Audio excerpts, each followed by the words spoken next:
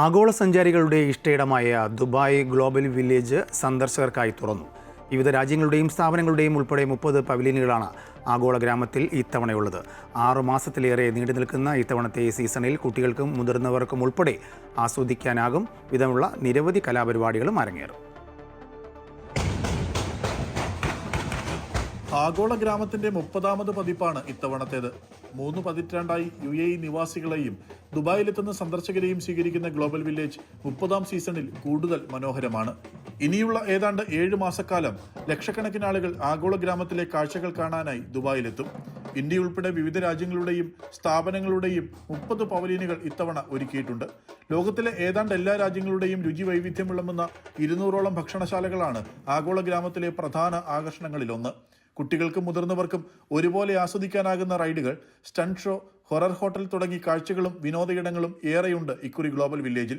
We have 30 country pavilions with us at Global Village, which are celebrating over 90 cultures altogether. We have a parade that's taking place with over 200 participants 3 times a week.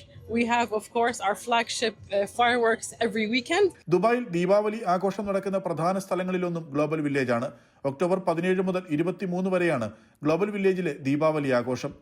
വെടിക്കെട്ട്, കലാപരിപാടികൾ, rangoli fest തുടങ്ങിയവ ദീപാവലിയോടനുബന്ധിച്ച് ആഗോള ഗ്രാമത്തിൽ അരങ്ങേറും. പ്രത്യേക Deepavali വിപണനമേളയും global വില്ലേജിലെ Indian പവലിയനിൽ ഉണ്ടാകും. Dream ദുബായുമായി ചേർന്ന് പ്രത്യേക സമ്മാന പദ്ധതിയും ഇത്തവണ പ്രഖ്യാപിച്ചിട്ടുണ്ട്.